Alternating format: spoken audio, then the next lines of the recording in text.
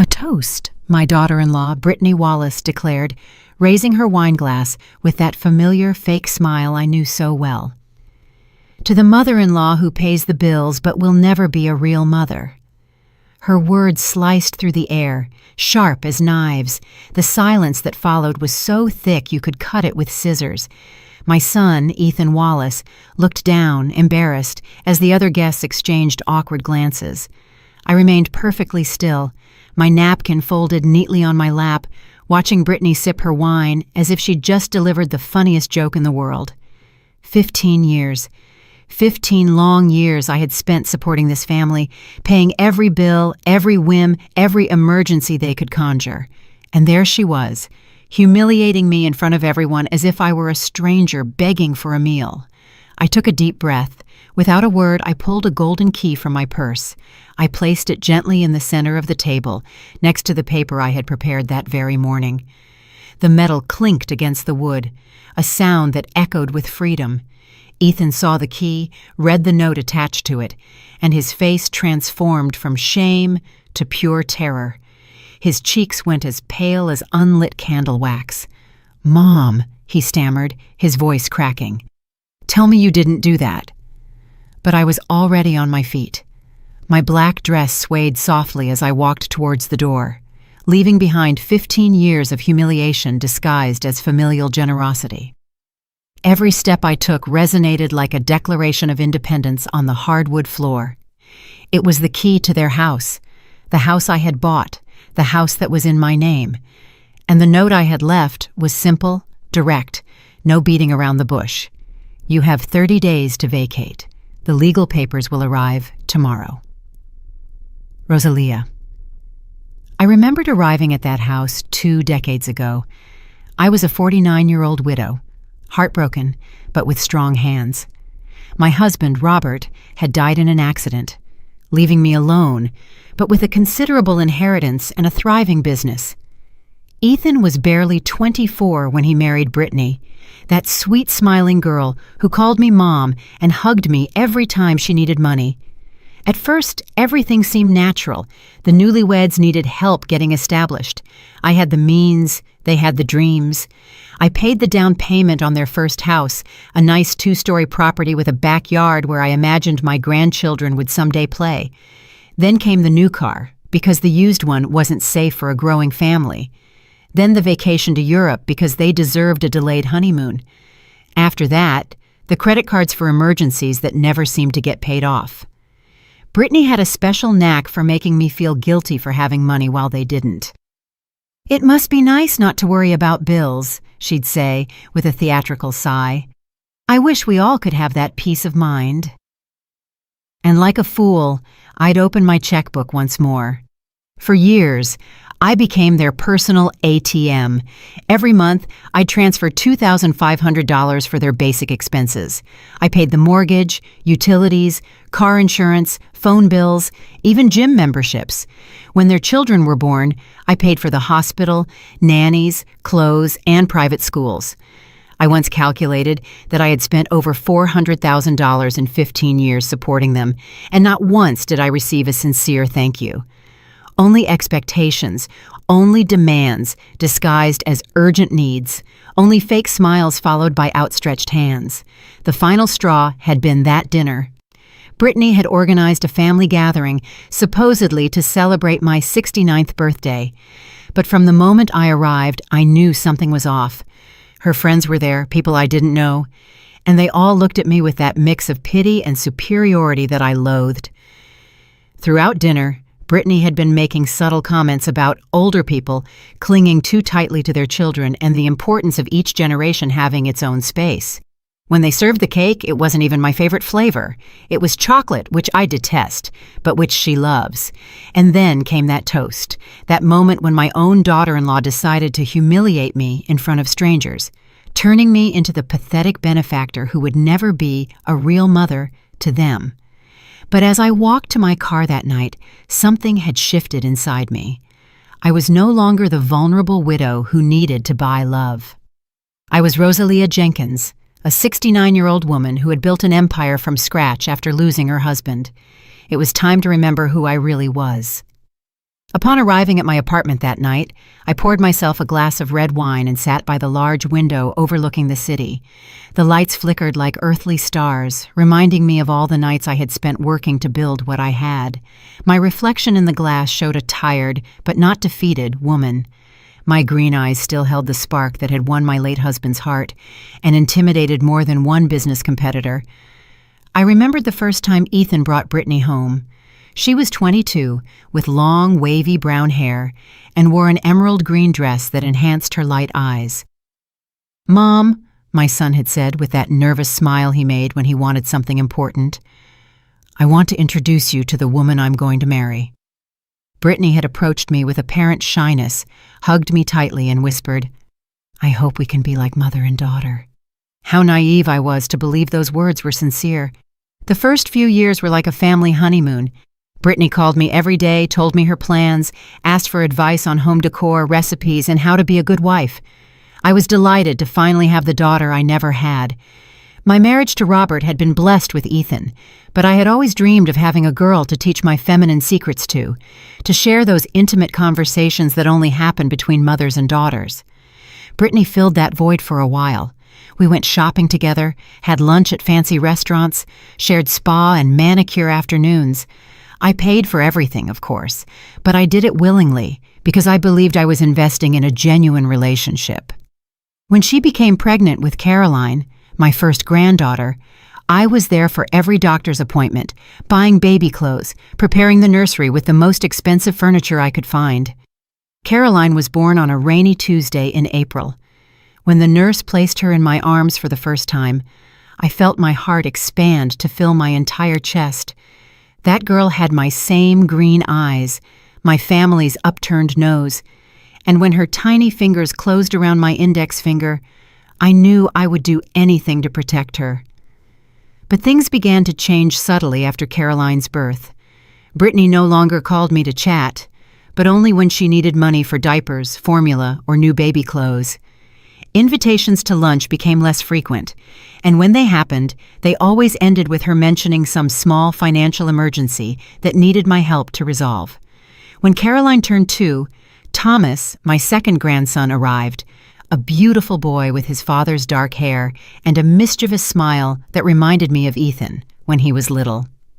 With 2 children at home, expenses multiplied, and I continued to cover everything without complaint. Private schools, swimming lessons, piano, ballet for Caroline, soccer for Thomas, family vacations to Disney World, the beaches of Cancun, the theme parks of Orlando. Always me funding, always them enjoying. My son, Ethan, had stopped working 5 years ago. Brittany convinced everyone that he had an innovative entrepreneurial venture that required all his attention, but I never saw concrete results. I only saw a 39-year-old man sleeping late, playing video games while his wife organized lunches with her friends using my money. Brittany's transformation had been gradual, but constant. The shy girl I had known had become a demanding woman, accustomed to living in luxury without working for it. Her expenses had become extravagant, designer handbags that cost more than a teacher's monthly salary, brand-name shoes she wore only once, weekly beauty treatments that added up to thousands of dollars a month, and I kept paying. I remained the silent provider, the generous grandmother, the mother-in-law who never said no. Every time I tried to set boundaries, Brittany had a perfect response. "The children need stability," she'd say, with eyes full of fake tears. "We don't want them to grow up feeling like they're missing something." Or the classic, "Ethan is very stressed with the business. If we add financial worries, he could get sick." Pure manipulation, disguised as family concern. But that night, sitting by my window with the glass of wine in my hands, I finally understood what I had been denying for years. I wasn't part of their family. I was their ATM. They didn't love me. They wanted my money. They didn't respect me. They tolerated me because it was convenient to have me around. Brittany's toast had been the brutal confirmation of what I already knew deep in my heart. To her, I had never been a maternal figure. I was just the rich old woman who paid the bills and who, for some pathetic reason, needed to buy the affection of her own family. That realization should have broken my heart, but instead, it filled me with a strange sense of liberation.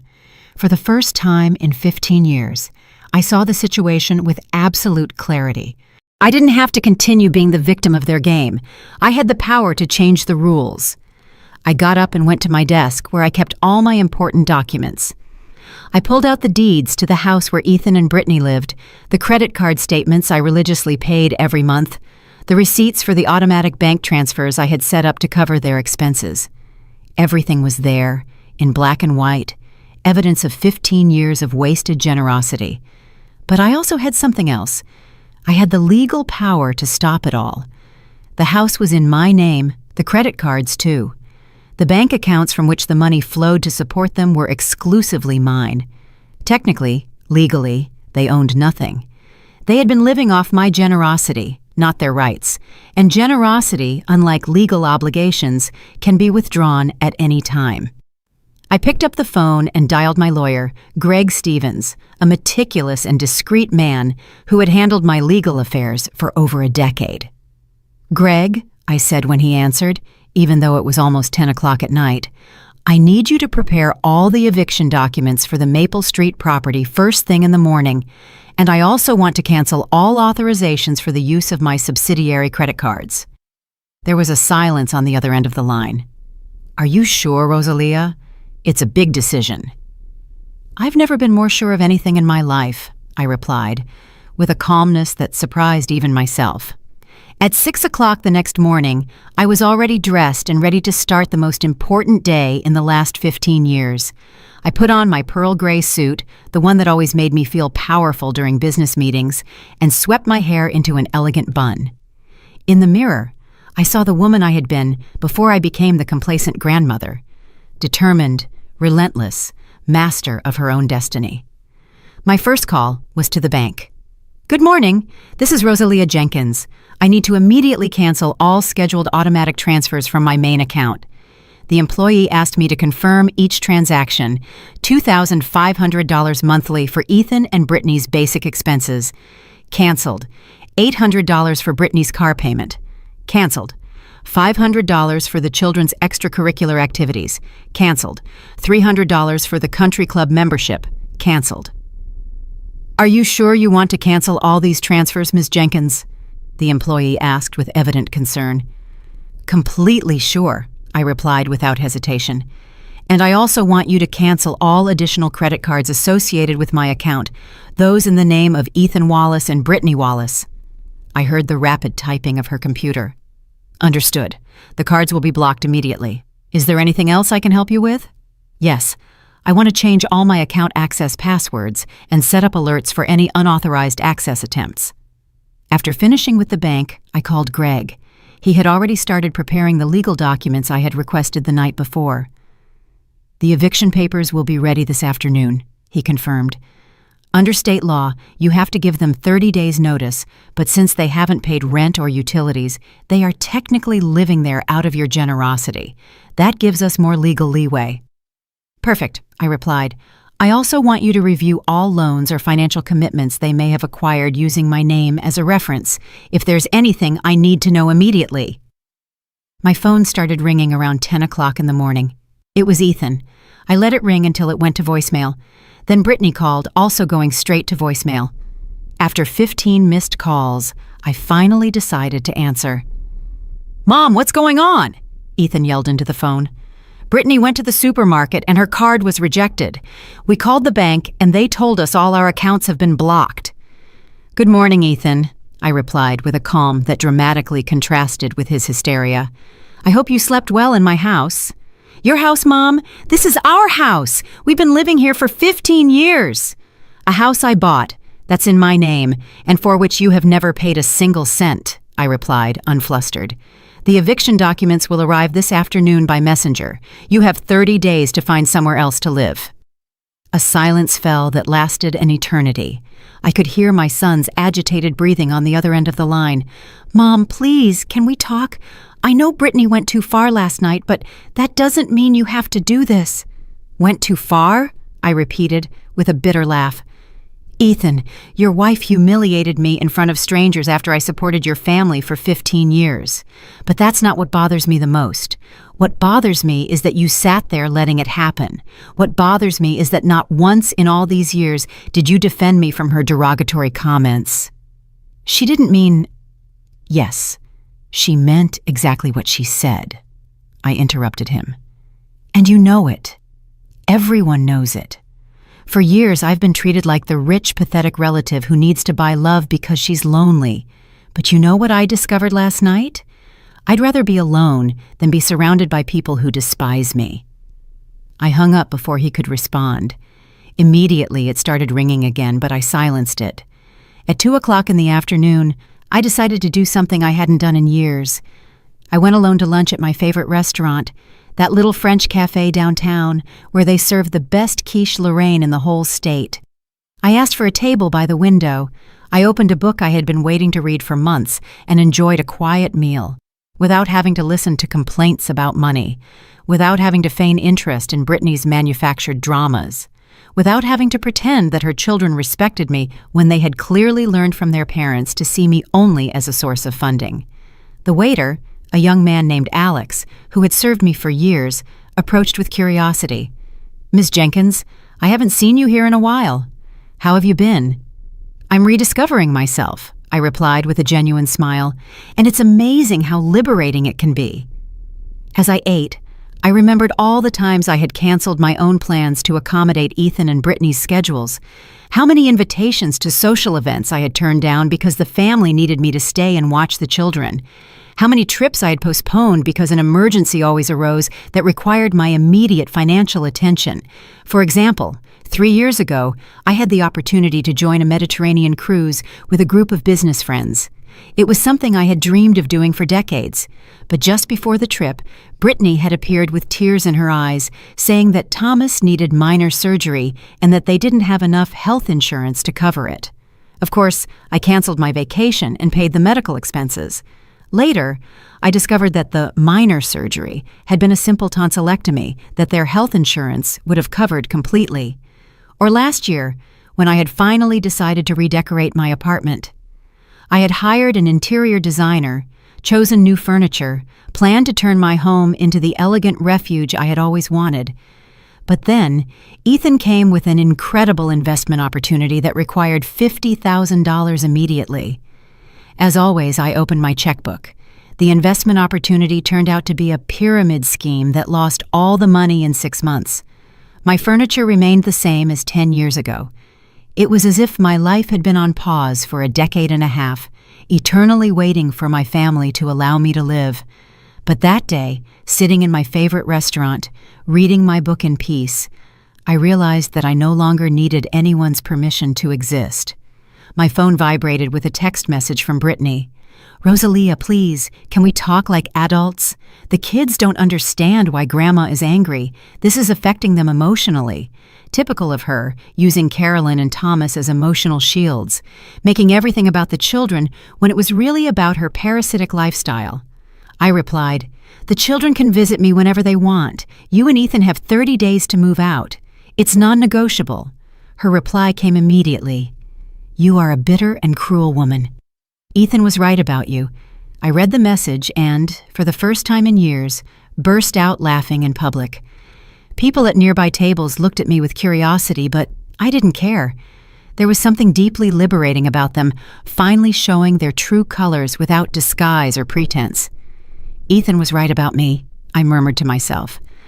That meant they had been talking about me behind my back for years, probably laughing at how easy it was to manipulate me, how desperate I was to feel needed. But I was no longer that woman. The woman who was getting up from that cafe table was someone completely different. That afternoon, when I returned to my apartment, I found Ethan waiting for me in the building lobby. He was sitting on one of the leather armchairs in the lobby with his hands between his legs and his head bowed like a punished child. When he saw me enter, he stood up immediately, and for the first time in years, I saw something in his eyes that I hadn't seen since he was a teenager, genuine fear. "Mom, please," he began to say as I walked towards the elevators. "We have to talk. This is getting out of control." You're right, I replied without stopping. It got out of control many years ago when you repeatedly allowed your wife to disrespect me while I financed your lifestyle. He followed me to the elevator. I can explain everything. Brittany is stressed. The kids have been difficult.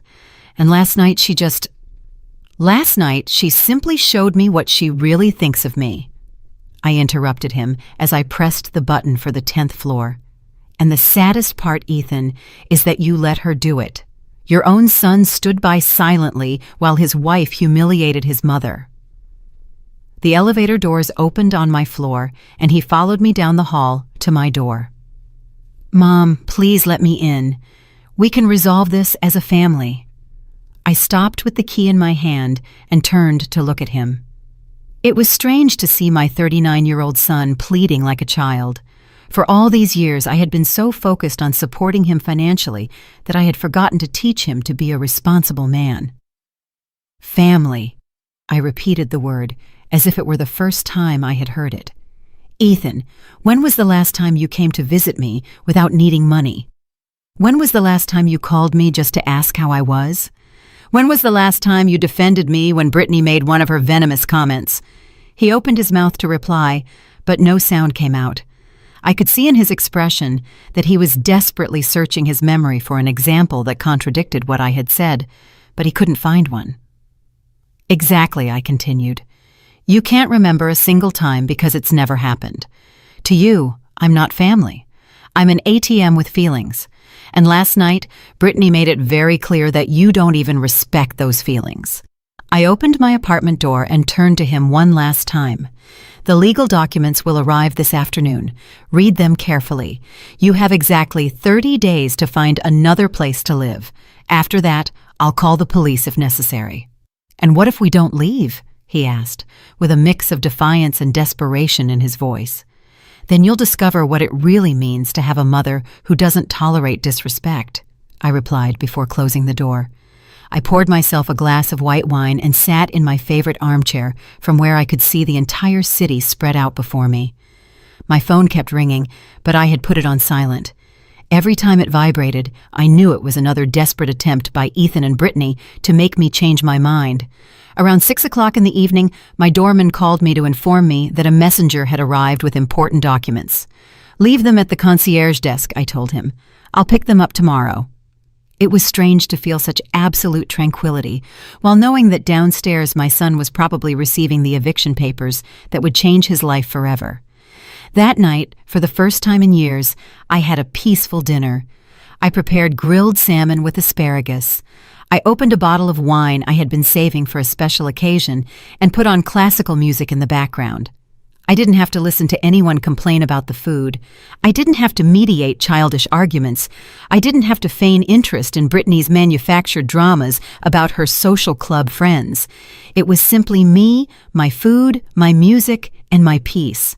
As I washed the dishes, I remembered a conversation I had had with my late husband Robert a few weeks before his death. We were sitting in the garden of our first house, watching Ethan play soccer in the backyard. He was 14 then and had just argued with us because we wanted him to do his homework before going out with his friends. "Do you think we're spoiling him?" I had asked Robert that afternoon. He had pondered for a moment before replying, "I think love without limits isn't love, Rosalia. It's complicity. If we never teach him that actions have consequences, he'll never learn to respect anything or anyone." At that moment, his words had seemed too harsh. Ethan was our only son, and after 3 miscarriages, he had become our miracle. I wanted to give him everything I hadn't had in my own childhood. I wanted him to feel unconditionally loved, protected, safe. But now, almost 25 years later, I understood what Robert had meant. My limitless love had created a man without responsibilities. My unconditional generosity had raised someone who valued nothing because he had never had to work for it. And the worst part of all was that I had allowed that pattern to extend to his wife and children. Caroline and Thomas, my beloved grandchildren, were growing up with the same mindset. They expected Grandma Rosalia to pay for everything, from their expensive schools to their extravagant vacations, without ever teaching them the value of effort or genuine gratitude, but it was too late to change that. My phone vibrated with a text message from a number I didn't recognize. "Grandma, it's Caroline. Mom lent me the neighbor's phone because she says we can't use ours. Is it true that you don't love us anymore? Why is Dad crying?" My heart broke. Caroline was only 14, the same age Ethan had been in that conversation with his father in the garden. It wasn't her fault that she had grown up in an environment where Grandma's money was taken for granted. I replied immediately, "My love, of course I love you. I love you and Thomas more than anything in the world, but sometimes adults have to make difficult decisions to teach important lessons. Can you come over tomorrow after school so we can talk?" Her reply came quickly, "Yes, but Mom says we can't go to your house because you're very angry." "Your mom is wrong. My door is always open to you. Tell your dad I'll expect you both tomorrow at 4 o'clock in the afternoon.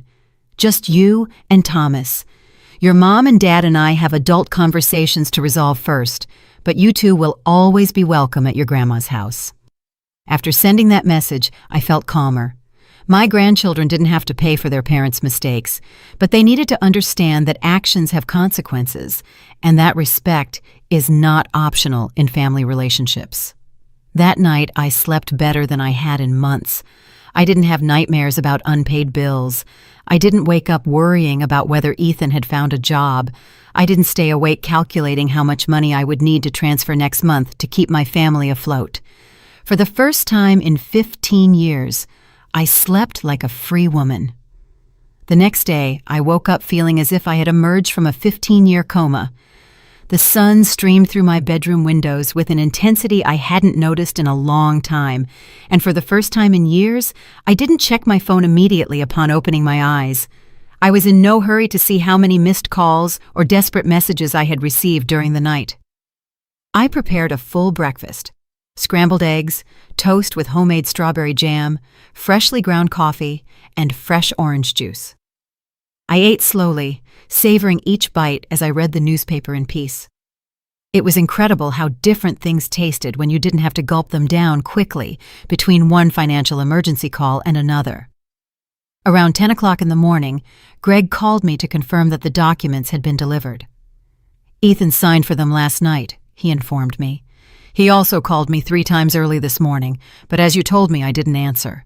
Do you want me to handle all legal communication through my office?" "Yes, please," I replied. "And Greg, I also want you to prepare my will again. There are going to be significant changes in the distribution of the inheritance." There was a silence on the other end. "Are you sure, Rosalia? These decisions can be irreversible." "I am more sure of this than anything else I have ever done in my life," I told him with a firmness that surprised even myself. After hanging up with Greg, I decided to do something I hadn't done in decades.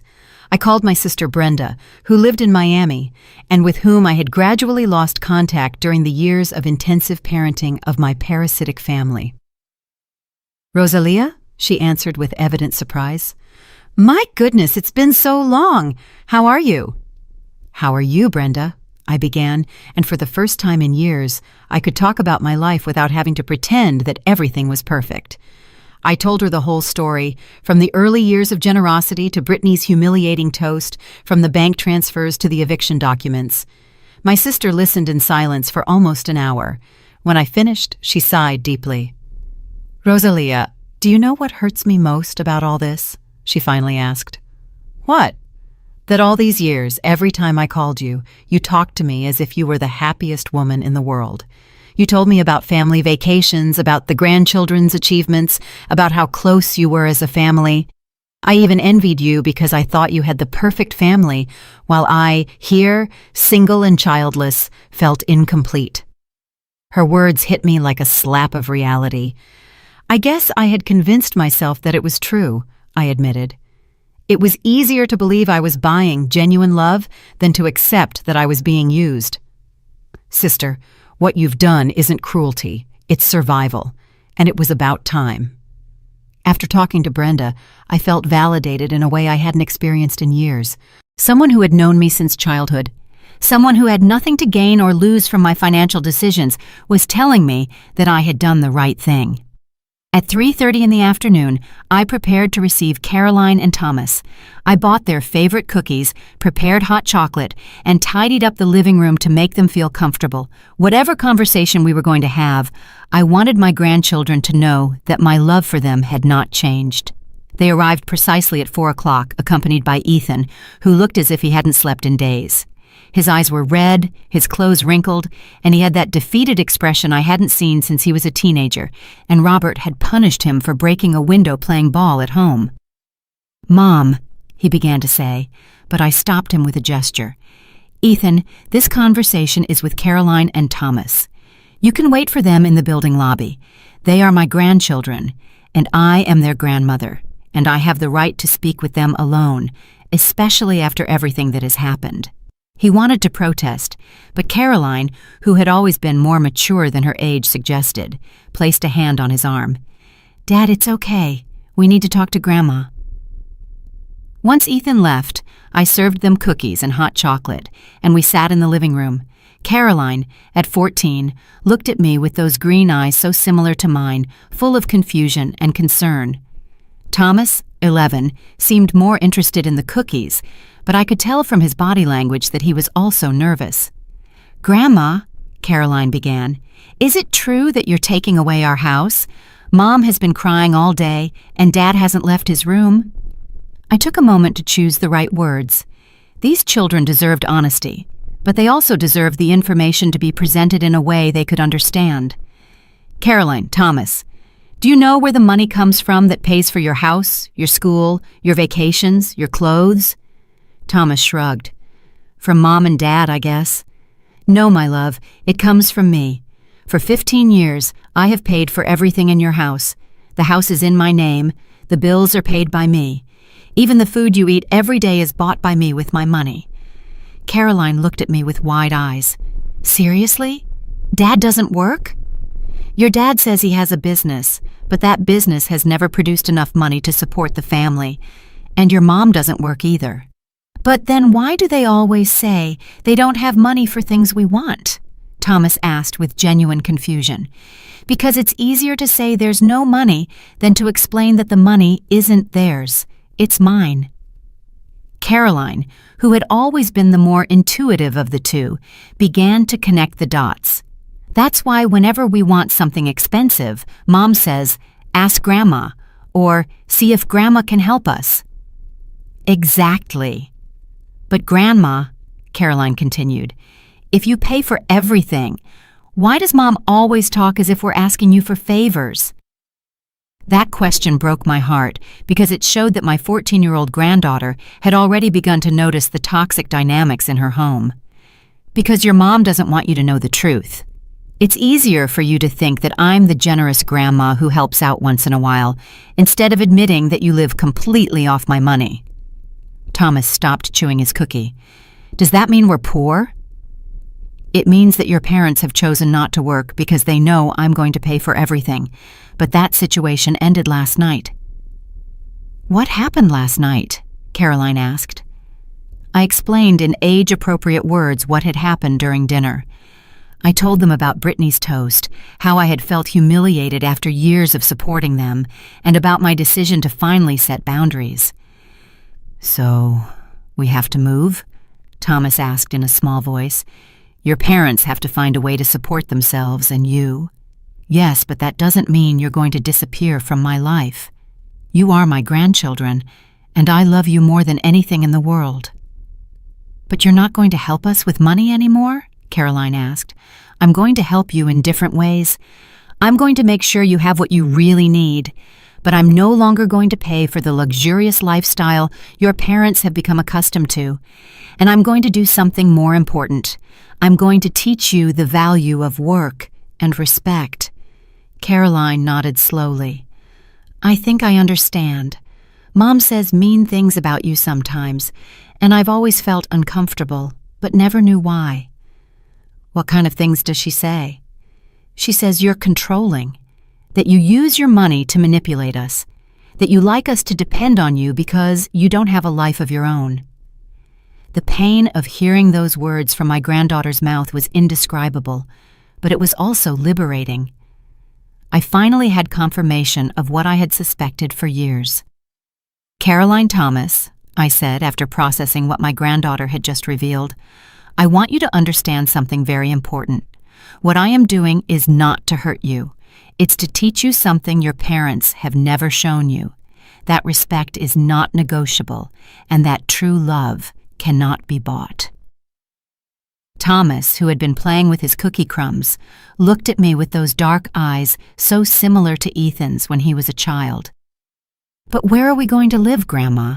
All my friends are at my school. Your dad and Mom are going to have to find jobs and look for a house they can afford with their own money. And yes, it's possible that you'll have to change schools to a public one and that you won't be able to have all the expensive things you're used to." "Is that bad?" Caroline asked with genuine curiosity. "No, my love. Millions of children go to public schools and are happy. Millions of families live on tight budgets and learn to value what they have. What's bad is growing up thinking that money appears magically without understanding that someone has to work very hard to earn it." Caroline reflected for a moment. "I guess I'd never thought about that. Whenever I want something, I just ask Mom. And if she says there's no money, we ask you. And how do you think that makes me feel?" Thomas frowned. "Like an ATM." My 11-year-old grandson's honesty surprised me. "Exactly, like an ATM, Thomas." "That must be horrible," Caroline murmured. "I hate it when my friends only seek me out when they need to borrow money for lunch." Now imagine that happening for 15 years, and that instead of school friends, it was your own family. The two children remained silent, processing what I had just told them. I could see in their expressions that they were understanding the situation from a completely new perspective. "Grandma," Caroline finally said, "can I ask you something? Did you work to earn all that money?" "I worked very hard, Caroline. After your Grandpa Robert died, I had to keep the construction business we had built together going. I worked 12 hours a day, 6 days a week. I got up at 5 in the morning to review projects before the workers arrived and went to bed after midnight doing the accounting." "And Dad helped you?" "Your dad was 18 when your grandpa died. I offered him to come work with me so he could learn the business and someday inherit it, but he preferred to go out with his friends and party." Thomas looked at me with curiosity. "Dad never worked with you?" I tried to teach him several times, but every time I gave him responsibilities, he found excuses not to fulfill them. He said construction work was too hard, that he had other plans, that he would find his own way. "And did he find it?" Caroline asked, with a maturity that broke my heart. "What do you think, my love? After 15 years of marriage, have you ever seen your dad bring money home?" Caroline slowly shook her head. "Never. Whenever we need something, Mom says, 'Let's ask Grandma,' or 'See if Grandma can help us.' But that doesn't mean your dad can't work. It means he has chosen not to because he knows I will always be there to solve the financial problems." "And Mom?" Thomas asked. "Your mom is an intelligent and capable woman. She speaks 3 languages. She has a business administration degree, and before marrying your dad, she worked at a marketing company. But since they got married, she decided it was easier to live off my money than to use her own skills." The children exchanged glances that contained a deeper understanding than they should have at their age. It was sad that they had to learn these truths this way, but it was also necessary. "Grandma," Caroline said after a long silence, "we've been unfair to you too." Her question surprised me with its honesty and maturity. "You are children, Caroline. It's not your responsibility to understand adult financial dynamics, but you can learn from this situation. What can we learn?" "You can learn that everything in life has a cost, and someone always has to pay that cost. You can learn that money doesn't appear magically, but requires work and effort. And you can learn that respect is the foundation of any relationship, even among family." Thomas raised his hand as if in class. "I want to learn to work. I can help you at your company, Grandma." His offer deeply touched me. "You're too young to work in construction, Thomas, but you can start with simple things. You can learn to manage your allowance money. You can help with household chores to earn extra money. You can start to understand that valuable things require effort. And me? Caroline asked. I'm already 14. You can get a part-time job on weekends. You can babysit, help neighbors with their shopping, work at a store, and you can start saving your own money for the things you want. But that means you're never going to help us again? Thomas asked with concern. It means I'm going to help you in different ways. Instead of giving you everything you want without effort, I'm going to teach you how to get it yourselves. Instead of paying for whims, I'm going to make sure you have what you really need. And instead of allowing your parents to use you as an excuse not to work, I'm going to show you that it's possible to be a responsible and hard-working family. Caroline nodded thoughtfully. I think that sounds better, Grandma. I feel bad knowing that you paid for everything while Mom said mean things about you. You feel bad about that? Yes, because it means we've been living a lie.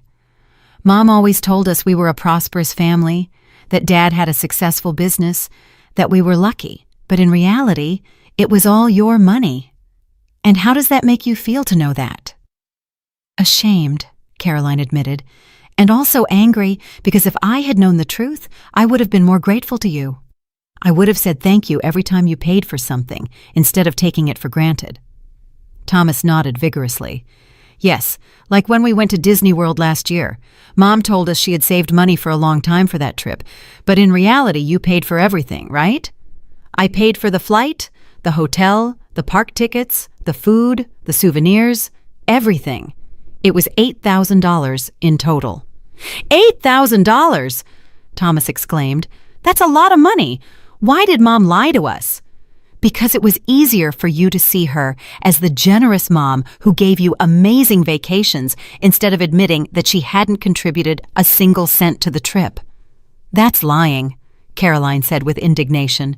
I hate that they lied to us for so long. Your mom didn't lie to you with the intention of hurting you, I explained, although internally I wasn't sure that was true. But she did hide important information that would have helped you better understand your family situation. What's going to happen now? Thomas asked. Now your parents are going to have to learn to be responsible adults. They're going to have to find jobs. They're going to have to move to a place they can afford. And they're going to have to raise 2 incredible children with their own resources. And what if they can't do it? Of course they can do it, Caroline. Your mom and dad are intelligent and capable people. They've simply chosen the easy path for too long, but when there's no easy path available, they'll find a way to survive and thrive. Do you think they'll be angry with us for this conversation? Thomas asked with concern. They'll probably be upset at first, but you haven't done anything wrong. You've only heard the truth about your family situation, and that truth will help you make better decisions in the future. After Carolyn and Thomas left that afternoon, I sat in my living room reflecting on the conversation we had just had. Seeing the gradual understanding in their eyes, observing how they process the reality of their family situation, had filled me with a mixture of sadness and hope. Sadness, because they had had to learn painful truths at such a young age, but hope, because finally someone in that family was beginning to understand the value of work and respect. My phone rang around 8 o'clock at night. It was an unknown number, but I decided to answer. Rosalia, I heard a woman's voice that I didn't immediately recognize. Who is this? It's Brittany. I'm calling from my neighbor's phone because you cut off our lines. Ah, Brittany, I replied with a calm that I knew would frustrate her. How can I help you? How can you help me? She repeated incredulously. Rosalia, you just destroyed your own family's life. Do you realize what you've done? I realize perfectly. I have stopped funding the lifestyle of 2 perfectly capable adults who have chosen not to work for 15 years. You can't do this. The children don't deserve this. You're right. The children didn't deserve to grow up in a house full of lies, where they were taught that money appears magically and that disrespecting the person who pays for everything is acceptable. I never disrespected you. Brittany, last night you told me in front of guests that I would never be a real mother. After 15 years of paying every one of your bills, every one of your whims, every one of your invented emergencies. There was a silence on the other end of the line. I could hear her agitated breathing. I was drunk, she finally murmured. I didn't mean that. Of course you meant that. You've been thinking it for years, And last night you finally had the courage to say it out loud. My only regret is that it took me so long to truly listen to you. Please, Rosalia, can we fix this? Can I apologize? I can change. Apologize. Change, I repeated with a bitter laugh. Brittany, you're not apologizing for what you said. You're apologizing because the easy money is gone. If my credit cards were still working, this conversation would never have happened. That's not true. It's completely true. Tell me, Brittany, when was the last time you called me just to ask how I was? When was the last time you invited me to lunch without having some financial emergency to discuss? Another long silence. That's what I thought, I continued. To you, I've never been family. I've been an ATM with feelings. And last night, you made it very clear that you don't even respect those feelings. The children need you, she said in a broken voice. The children are going to have me, but they're no longer going to have the grandmother who pays for everything without receiving respect in return. They're going to have the grandmother who loves them enough to teach them real values. And what are we supposed to do? Ethan hasn't worked in years. I don't have recent work experience. Brittany, you are 37 years old, have a university degree, and speak 3 languages. Ethan is 39, is perfectly healthy, and grew up in a family of builders. You're not going to do anything that millions of people don't do every day. Work to support yourselves. But we can't maintain this lifestyle with normal jobs. Exactly. You're going to have to learn to live within your real means, like everyone else. This is cruel, Rosalia. You're punishing the whole family for something I said when I was drunk. I'm not punishing anyone. I'm stopping being complicit in an unsustainable situation. For 15 years, I've allowed you to live beyond your means using my money. And for 15 years, you've shown less and less respect towards me. That's not true. No, Brittany. Do you know how much money I've spent on your family in the last 15 years? No, I don't know exactly. $422,000. That amount doesn't include birthday and Christmas gifts, vacations, or emergency medical expenses. It only includes basic monthly expenses. I heard a choked whimper on the other end of the line.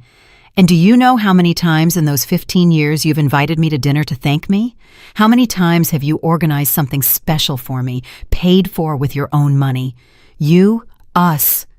0 times, Brittany. Not a single time. Every dinner, every celebration, every gift I've received from you has been indirectly paid for with my own money. I didn't know you were keeping track of all that. I wasn't keeping track until last night. Last night, I sat down and reviewed all my bank records, and for the first time in 15 years, I saw the complete reality of what had been happening. Rosalia, please, give me one more chance. I can change. We can change. One more chance. Brittany, you've had 15 years of opportunities, 15 years to show genuine gratitude, to try to contribute financially to your family, to show me the basic respect that anyone deserves, especially someone who has sacrificed so much for you. What do I have to do? Kneel? Beg you? That's what you want. What I want is impossible, Brittany. I want to get back 15 years of my life. I want to get back the respect I lost from my own son for allowing you to treat me the way you did. I want to get back the dignity I sacrificed every time I pretended that your insults disguised as jokes were acceptable. Never insulted you. No? What did you say to me every time I arrived at a family gathering? Here comes the savior. What would we do without generous Rosalia? Luckily, we have someone who can solve our lives. Those were compliments. They were cruel sarcasms, and you know it. Every one of those comments was a way of reminding me that you saw me as the pathetic relative who needed to buy love because she had no life of her own. I never thought that. Brittany, last night you said exactly that in front of a group of strangers. You said I would never be a real mother. Do you know what that means to a woman who lost her husband at 49 and dedicated the next 20 years of her life to caring for her family? I heard sobs on the other end of the line. It means, I continued, that after 2 decades of sacrifices, my own daughter-in-law considers that everything I have done is worthless because I didn't give birth to my grandchildren. I didn't mean that. Of course you meant that. And you know what, Brittany? You're right. I'm never going to be their biological mother. But it's also true that their biological mother is never going to be able to give them what I have given them: financial stability, quality education, opportunities, and above all, the example of what it means to work hard for what you want. Please, Rosalia, the children are asking me what's going to happen. I don't know what to tell them. Tell them the truth, Brittany.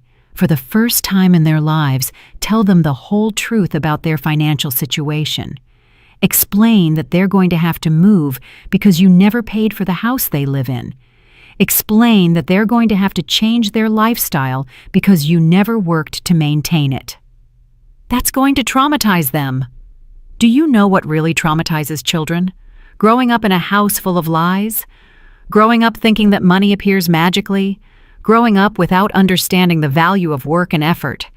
That is real trauma, Brittany. I can't do this alone. You won't be alone. You'll be with Ethan, your husband, remember?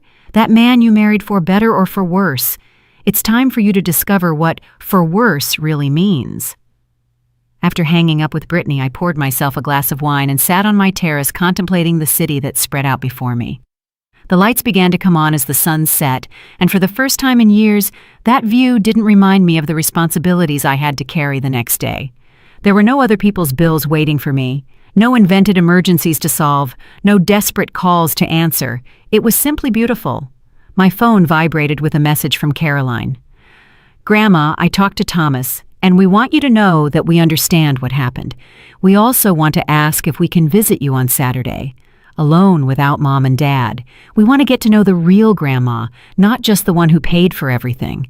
Her words touched me so much that my eyes filled with tears.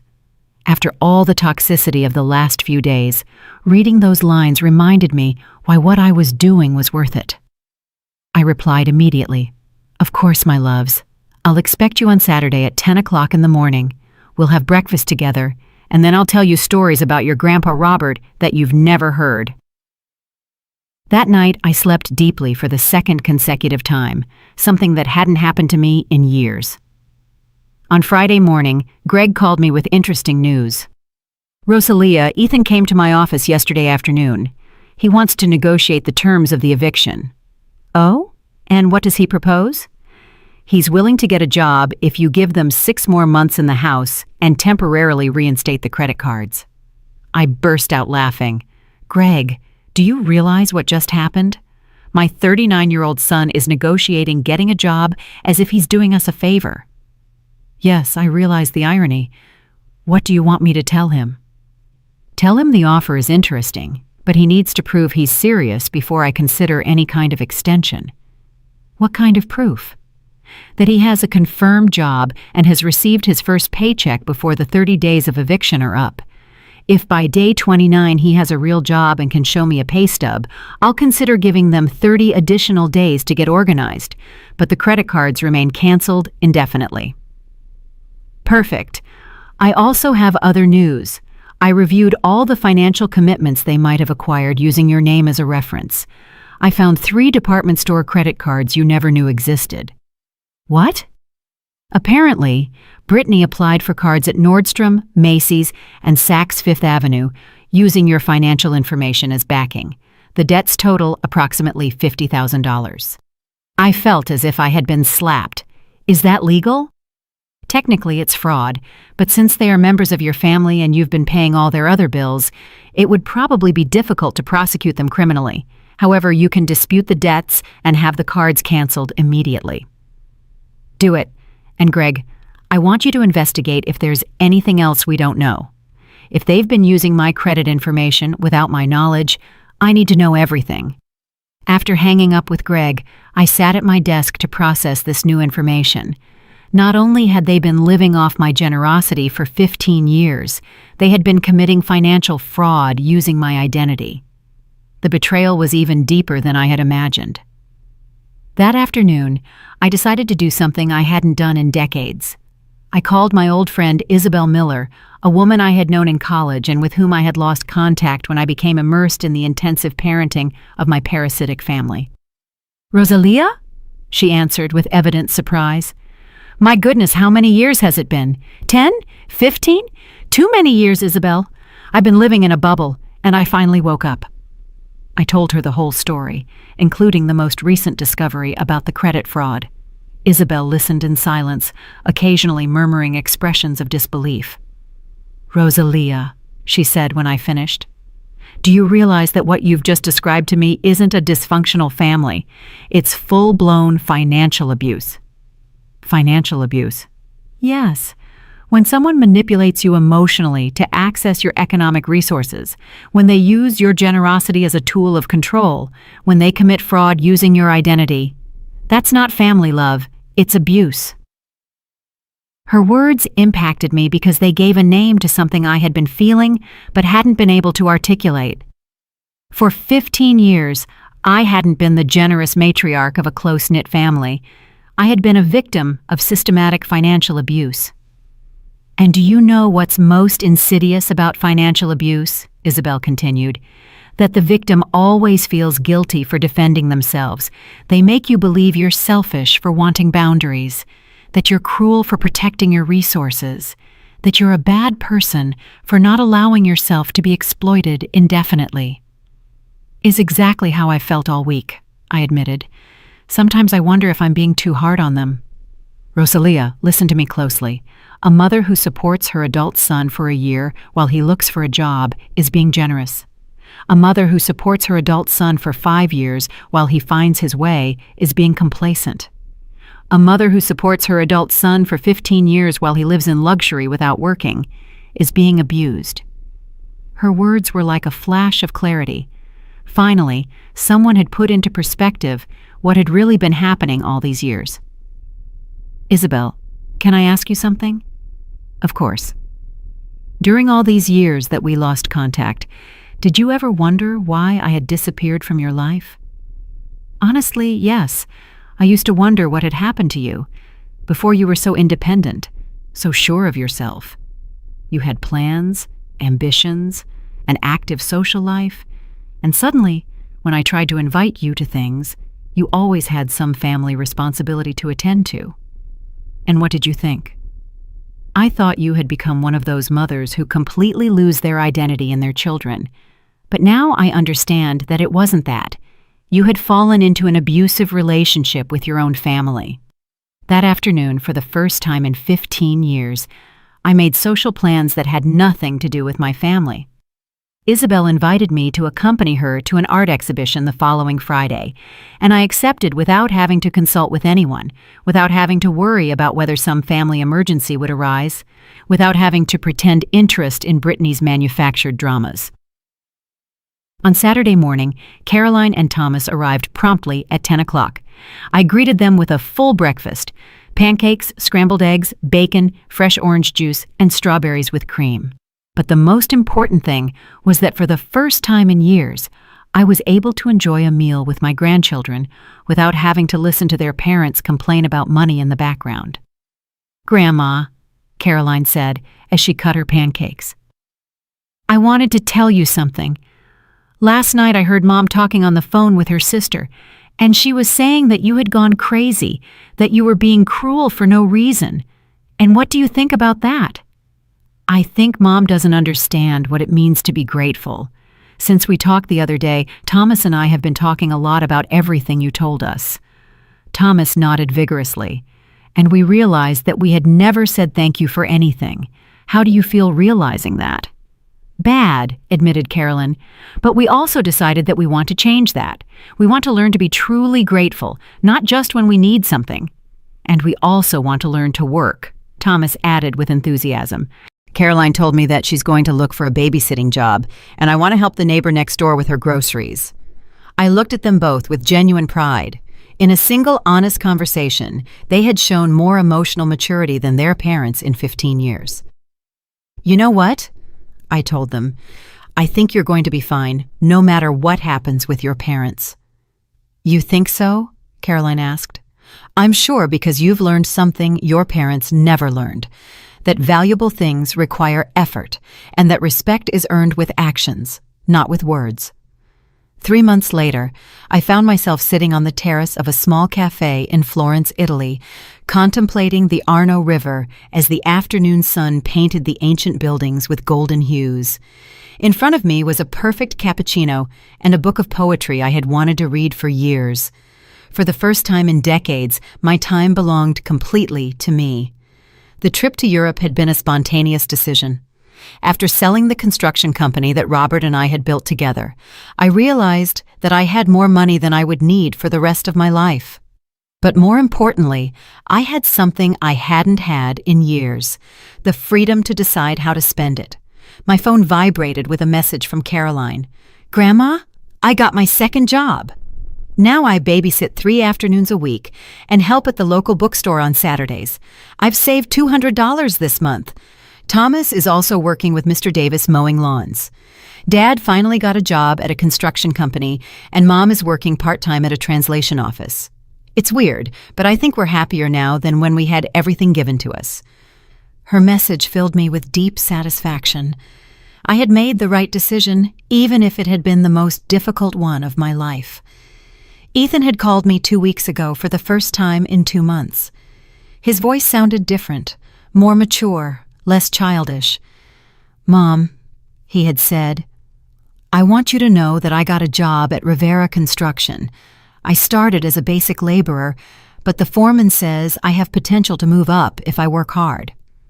"I'm glad to hear that, son. I also want to apologize. Not for what's happening now, but for all the previous years. You're right. I'm a 39-year-old man who never learned to be responsible because I always knew you would solve everything. And how do you feel now that you have to solve things yourself?" "Terrified," he admitted with a nervous laugh. "But also, I don't know how to explain it. Proud, I guess. When I received my first paycheck, I understood something I had never felt before. That money was mine. I had earned it with my own effort. And Brittany is struggling more than me. She's still angry with you. She still thinks you were too harsh, but she's working, and the children respect her more now that they see her making an effort. I'm glad to hear that the whole family is working." "Mom, can I ask you something?" "Of course." "Are you ever going to completely forgive us? Is there any chance we can be a normal family again?" I had reflected carefully before replying. "Ethan, forgiveness isn't something that's granted once and for all. It's something that's built day by day with consistent actions and genuine respect. If you continue to show that you've learned your lesson, if you continue to treat me with the respect I deserve, and if you continue to be responsible for your own lives, then yes, we can rebuild our relationship, but you're never going to help us financially again. I'm going to help you in different ways. If the grandchildren need something for their education, if there's a real medical emergency, if you show that you've been saving and working hard towards a specific goal, then I'll consider contributing, but I will never again support capable adults who choose not to support themselves." Now, sitting in that Italian cafe, I remembered that conversation with a smile. 90 days had passed since I cut off all funding, and my family had not only survived, but was thriving in ways that never would have been possible while they lived off my money. Greg had sent me a report the previous week. Ethan had already received 3 raises in 2 months for his work ethic. Brittany had been promoted to coordinator at the translation office. The children were adapting well to their new public school, where Caroline had been elected class representative, and Thomas had joined the soccer team. More importantly, they had learned to live within a budget. They had sold Brittany's luxury car and bought a used but reliable one. They had moved into a 2-bedroom apartment that, although smaller than my house, was cozy and paid for with their own money. They had learned to cook at home instead of eating at expensive restaurants, and had discovered that some of the best family experiences didn't require money. Walks in the park, game nights at home, homemade meals prepared together. Caroline had told me in one of our weekly calls, "Grandma, it's strange, but I think I understand better now what it means to be a family. Before, when we had everything we wanted, we never appreciated anything. Now, when we buy something special, like pizza on Friday night, it feels like a real celebration." That transformation confirmed that I had made the right decision. My grandchildren were learning values that would stay with them throughout their lives. The value of work, the satisfaction of their own effort, the importance of gratitude, and the difference between wants and needs. As for me, these 3 months had been revealing in ways I never expected. I had rediscovered who I was when I wasn't defined by my financial utility to others. I had reconnected with old friends, explored hobbies I had abandoned decades ago, and traveled to places I had dreamed of visiting. But more importantly, I had regained my dignity. That afternoon in Florence, as the sun set over the river, I called Isabel. "How's your European adventure going?" she asked with evident joy in her voice. "It's been transformative, but Isabel, I think I'm ready to come home." "Are you tired of beautiful Italy?" "No, quite the opposite. I feel so good about myself that I no longer need to be running away from my old life. I'm ready to build a new life at home, a life where I am the protagonist, not just the financier of others' lives. And your family? They'll be fine. In fact, they're better than they've been in years. And when I return, I'm going to have a different relationship with them, one based on mutual respect and genuine love, not economic dependence." That night, in my hotel overlooking Florence Cathedral, I wrote in my personal diary for the first time in decades. Today, I turned 70 in the most beautiful city in the world. But the most beautiful things aren't the works of art I've seen or the breathtaking landscapes. The most beautiful thing is the feeling of having regained my life. For 15 years, I became a shadow of who I had been, living solely to be useful to others who didn't value me. I believed I was being a good mother and grandmother, but in reality, I was being a bad life teacher. Now my grandchildren call me to tell me about their work achievements, not to ask me for money. My son speaks to me with respect because he has learned that respect is earned. My daughter-in-law is beginning to understand that true motherhood isn't about getting others to pay for your children, but about teaching them to be responsible people. And for the first time in decades, I am free. It's not revenge I've found. It's liberation. It's not cruelty I practiced. It's tough love, the kind of love that sometimes requires saying no to teach important lessons. Tomorrow I return home, but I don't return as the same woman who left 3 months ago. I return as Rosalia Jenkins, successful businesswoman, independent woman, loving but firm grandmother, and above all, a person who no longer needs to buy anyone's love, because I have learned the most important lesson of all. The love you have to buy isn't worth what it costs. I closed the diary and looked out my hotel window one last time. Tomorrow, the journey back would begin, but I was no longer the same woman who had fled a humiliating dinner 3 months ago. I had found something more valuable than all the money I had spent in 15 years of misguided generosity. I had found my dignity, and this time, no one was going to take it from me. Did you like my story, and which city are you listening from? Let's meet in the comments. If you like the story, you can support me by sending a super thanks so I can keep bringing more stories like this. Thank you so much for your sweet support. I'm looking forward to your comments on the story. On the screen, you can see 2 new life stories that I highly recommend. There's so much more on my channel. Don't forget to subscribe. See you in the next life story with love and respect.